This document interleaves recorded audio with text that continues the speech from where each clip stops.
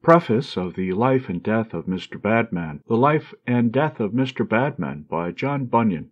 Courteous Reader, as I was considering with myself what I had written concerning the progress of the Pilgrim from this world to glory, and how it had been acceptable to many in this nation, it came again in my mind to write, as then, of him that was going to heaven, so now of the life and death of the ungodly, and of their travel from this world to hell. The which in this I have done, and have put it, as thou seest, under the name and title of Mr. Badman, a name very proper for such a subject. I've also put it into the form of a dialogue, that I might with more ease to myself and pleasure to the reader perform the work. And although, as I said, I put it forth in this method, yet have I as little as may be gone out of the road of mine own observation of things. Yea, I think I may truly say, that in the best of my remembrance, all the things that here I discourse of, I mean as to matter of fact, having been acted upon the stage of this world, even many times before mine eyes. Here, therefore, courteous reader, I present thee with the life and death of Mr. Badman indeed. Yea, I do trace him in this life, from his childhood to his death, that thou mayest, as in a glass, behold with thine own eyes the steps that take hold of hell, and also discern, while thou art reading of Mr. Badman's death, whether thou thyself art treading in his path thereto. And let me entreat thee to forbear quirking and mocking, for that I say Mr. Badman is dead, but rather gravely inquire concerning thyself by the word, whether thou art one of his lineage or not. For Mr. Badman has left many of his relations behind him, yea, the very world is overspread with his kindred. True, some of his relations, as he, are gone to their place, and long home, but thousands of thousands are left behind, as brothers, sisters, cousins, nephews, besides innumerable of his friends and associates. I may say, and yet speak nothing but too much truth in so saying, that there is scarce a fellowship, a community, or fraternity of men in the world, but some of Mr. Badman's relations are there. Yea, rarely can we find a family or a household in a town where he has not left behind him either brother, nephew, or friend. The but, therefore, that at this time I shoot at is wide, and 'twill be impossible for this book to go into several families, and not to arrest some. As for the king's messenger to rush into a house full of traitors, and find none but honest men there. I cannot but think that this shot will light upon many, since our fields are so full of this game. But how many it will kill to Mr. Badman's course, and make alive to the Pilgrim's progress, that is not in me to determine. This secret is with the Lord our God only, and he alone knows to whom he will bless it to so good and so blessed an end. However, I have put fire to the pan, and doubt not but the report will quickly be heard. I told you before that Mr. Badman had left many of his friends and relations behind him, but if I survive them, as that's a great question to me, I may also write of their lives. However, whether my life be longer or shorter, this is my prayer at present, that God will stir up witnesses against them, that may either convert or confound them, for wherever they live and roll in their wickedness, they are the pest and plague of that country. England shakes and totters already by reason of the burden that Mr. Badman and his friends have wickedly laid upon it. Yea, our earth reels and staggereth to and fro like a drunkard. The transgression thereof is heavy upon it. Courteous reader, I will treat thee now, even at the door and threshold of this house, but only with this intelligence, that Mr. Badman lies dead within. Be pleased, therefore, if thy leisure may serve thee, to enter in, and behold the state in which he is laid, betwixt his deathbed and the grave. He is not buried as yet, nor doth he stink, as is designed he shall, before he lies down in oblivion. Now, as others have had their funerals solemnized according to their greatness and grandeur in the world, so likewise Mr. Badman, forasmuch as he deserveth not to go down to his grave with silence, has his funeral state according to his deserts. 4 things are usual at great men's funerals, which we will take leave, and I hope without offence, to allude to in the funeral of Mr. Badman. First, they are sometimes, when dead, presented to their friends by their completely wrought images, as lively as by cunning men's hands they can be, that the remembrance of them may be renewed to their survivors, the remembrance of them and their deeds. And this I have endeavored to answer in my discourse of Mr. Badman, and therefore I have drawn him forth in his features and actions from his childhood to his grey hairs. Here therefore thou hast him lively set forth as in cuts, both as to the minority, flower, and seniority of his age, together with those actions of his life, that he was most capable of doing, in and under those present circumstances of time, place, and strength, and the opportunities that did attend him in these. Secondly, there is also usual at great men's funerals those badges and scutcheons of their honour, that they have received from their ancestors, or have been thought worthy of for the deeds and exploits they have done in their life.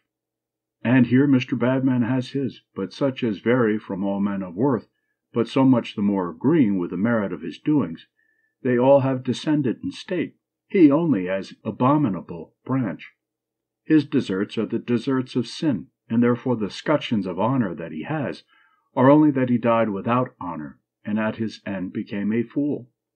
Thou shalt not be joined with them in burial. The seed of evildoers shall never be renowned.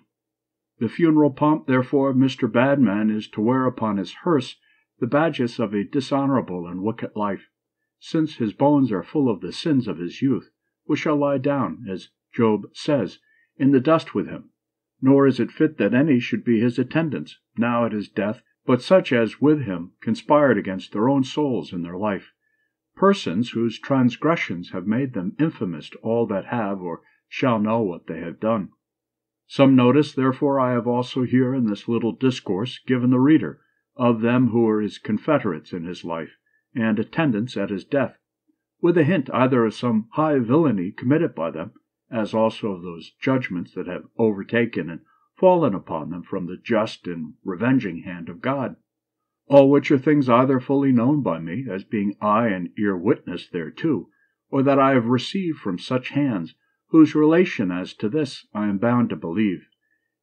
Thirdly, the funerals of persons of quality have been solemnized with some suitable sermon at the time and place of their burial, but that I am not come to as yet, having got no further than to Mr. Badman's death. But forasmuch as he must be buried after he hath stunk out his time before his beholders, I doubt not but some such that we read are appointed to be at the burial of Cog will do this work in my stead, such as shall leave him neither skin nor bone above the ground, but shall set a sign by it till the buriers have buried it in the valley of Hamon Gog. Ezekiel 39. Fourthly, at funerals there does use to be mourning and lamentation, but here also Mr. Badman differs from others. His familiars cannot lament his departure, for they have not sense of his damnable state. They rather ring him and sing him to hell in the sleep of death, in which he goes thither. Good men count him no loss to the world. His place can well be without him. His loss is only his own, and 'tis too late for him to recover that damage or loss by a sea of bloody tears, could he shed them. Yea, God has said, he will laugh at his destruction. Who then shall lament for him, saying, Ah, my brother, he was but a stinking weed in his life, nor was he better at all in his death. Such may well be thrown over the wall without sorrow, when once God has plucked them up by the roots in his wrath. Reader, if thou art of the race, lineage, stock, or fraternity of Mr. Badman, I tell thee, before thou readest this book, thou wilt neither brook the author nor it, because he hath writ of Mr. Badman as he has. For he that condemneth the wicked that die so, passeth also the sentence upon the wicked that live.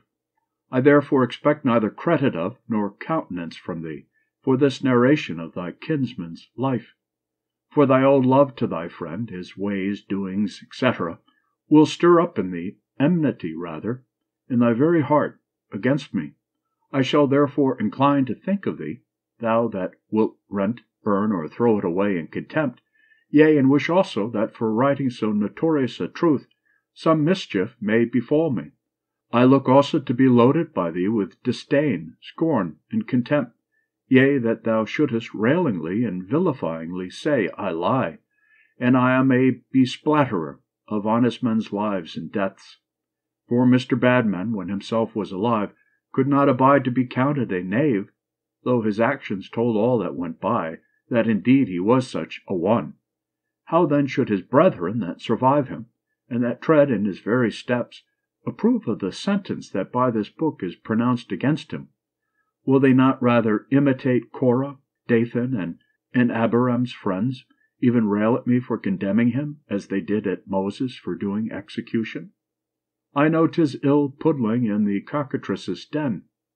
And they that run hazards, that hunt the wild boar, the man also that writeth Mr. Badman's life, had need to be fenced with a coat of mail, and with the staff of a spear, for that his surviving friends will know what he doth.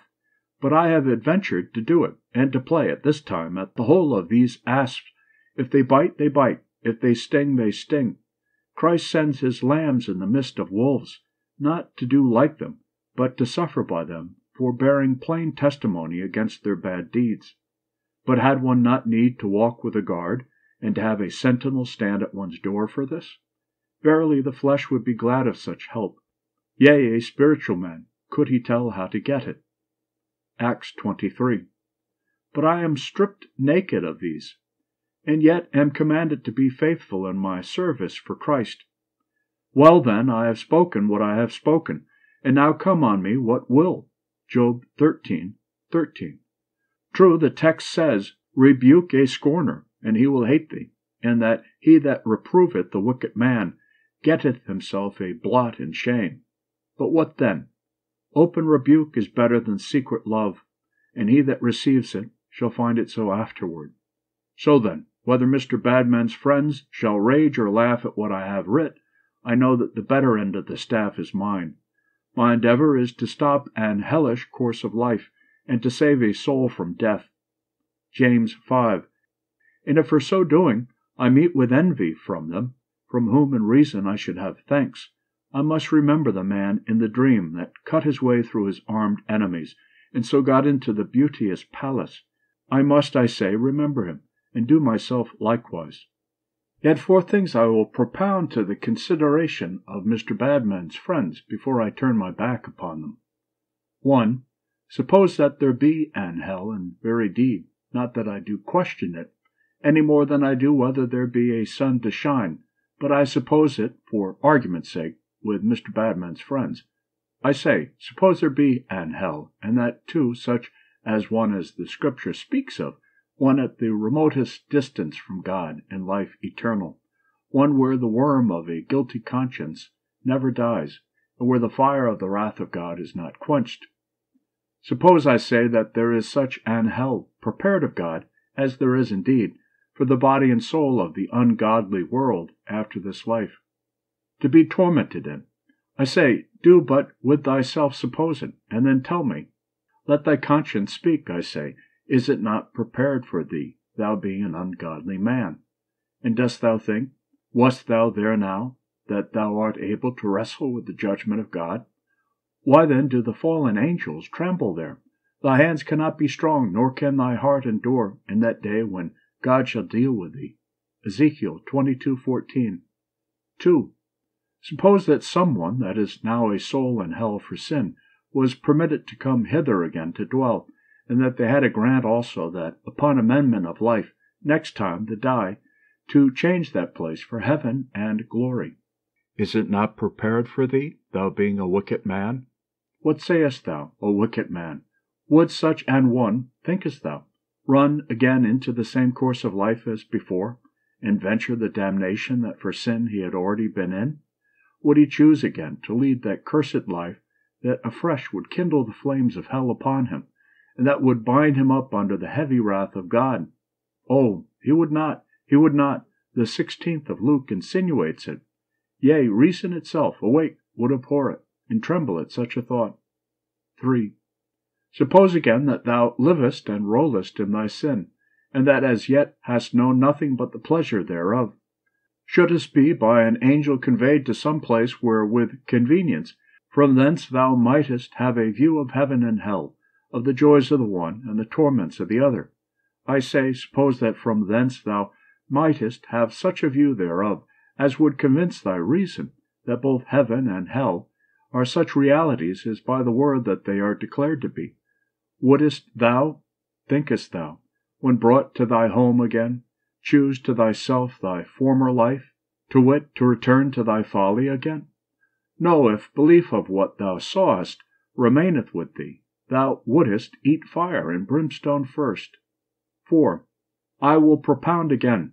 Suppose that there was amongst us such a law, and such a magistrate to inflict the penalty, that for every open wickedness committed by thee, so much of thy flesh should with burning pincers be plucked from thy bones. Wouldest thou then go on in thy open way of lying, swearing, drinking, and whoring, as thou with delight doest now? Surely, surely no. The fear of the punishment would make thee forbear, yea, would make thee tremble, even then when thy lusts were powerful, to think what a punishment thou wast sure to sustain so soon as the pleasure was over.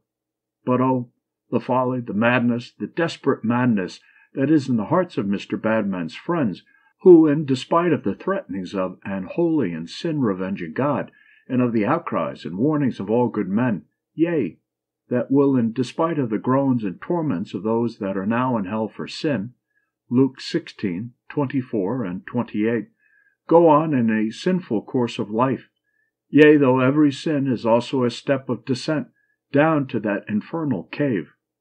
Oh, how true is that saying of Solomon, the heart of the sons of men is full of evil, and madness is in their heart while they live, and after that they go to the dead. Ecclesiastes 9:3. To the dead, that is, to the dead in hell, to the damned dead, the place to which those that have died bad men are gone, and those that live bad men are like to go too, when a little more sin, like stolen waters, hath been imbibed by their sinful souls. That which has made me publish this book is, 1. For that wickedness like a flood is like to drown our English world. It begins already to be above the tops of mountains. It has almost swallowed up all. Our youth, our middle age, old age, and all are almost carried away of this flood. O debauchery, debauchery, what hast thou done in England? Thou hast corrupted our young men, and hast made our old men beasts. Thou hast deflowered our virgins, and hast made matrons bawds. Thou hast made our earth to reel to and fro like a drunkard. 'Tis in danger to be removed like a cottage. Yea, it is, because transgression is so heavy upon it, like to fall and rise no more. Isaiah 24:20. Oh, that I could mourn for England and for the sins that are committed therein, even while I see that without repentance the men of God's wrath are about to deal with us, each having his slaughtering weapon in his hand. Ezekiel 9:1 and 2. Well have I written, and by God's assistance shall pray, that this flood may abate in England, and could I but see the tops of the mountains above it, I should think that these waters were abating. 2. It is the duty of those that can to cry out against this deadly plague, yea, to lift up their voice as with a trumpet against it, that men be awakened about it. Fly from it, as from that which is the greatest of evils. Sin pulled angels out of heaven, pulls men down to hell, and overthroweth kingdoms. Who that sees an house on fire will not give the alarm to them that dwell therein? Who that sees the land invaded will not set the beacons on a flame? Who that sees the devils as roaring lions, continually devouring souls, will not make an outcry? But above all, when we see sin, sinful sin, a swallowing up of a nation, sinking of a nation, and bringing its inhabitants to temporal, spiritual, and eternal ruin, shall we not cry out and cry they are drunk, but not with wine, they stagger, but not with strong drink? They are intoxicated with the deadly poison of sin, which will, if its malignity be not by wholesome means allayed, bring soul and body, and estate and country, and all, to ruin and destruction. 3. In and by this my outcry I shall deliver myself from the ruins of them that perish, for a man can do no more in this matter, I mean a man in my capacity, than to detect and condemn the wickedness, warn the evildoer of the judgment, and fly therefrom myself. But oh, that I might not only deliver myself, oh, that many would hear, and turn at this my cry from sin, that they may be secured from the death and judgment that attend it. Why I have handled the matter in this method is best known to myself, and why I have concealed most of the names of the persons whose sins or punishments I here and there in this book make relation of is 1. For that neither the sins nor judgments were all alike open. The sins of some were committed, and the judgments executed for them only in a corner. Not to say that I could not learn some of their names, but could I should not have made them public, for this reason. 2. Because I would not provoke those of their relations that survive them. I would not justly provoke them, and yet as I think I should I have entailed their punishment to their sins, and both to their names, and so have turned them into the world. 3.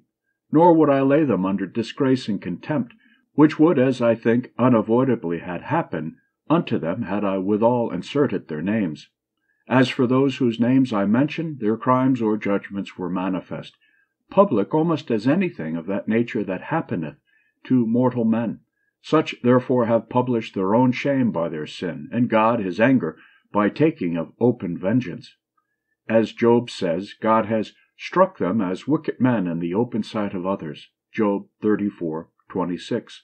So that I cannot conceive, since their sin and judgment was so conspicuous, that my admonishing the world thereof should turn to their detriment.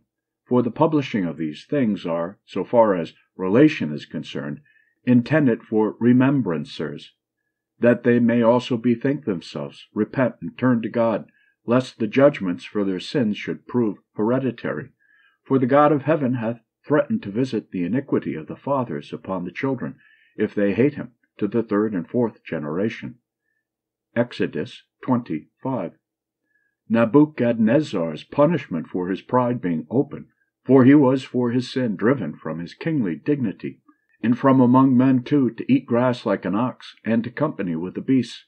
Daniel did not stick to tell Belshazzar his son to his face thereof, nor to publish it, that it might be read and remembered by the generations to come.